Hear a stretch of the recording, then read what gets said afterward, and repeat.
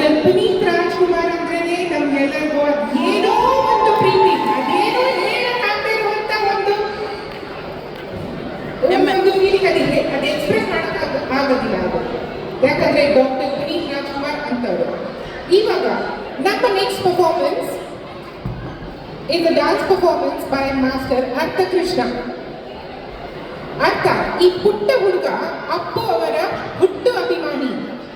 ಹುಟ್ಟಿದಾಗಿಂದ ಬಾನದಾರಿಯಲ್ಲಿ ಕೇಳಿಯೇ ಬರಬಹುದು.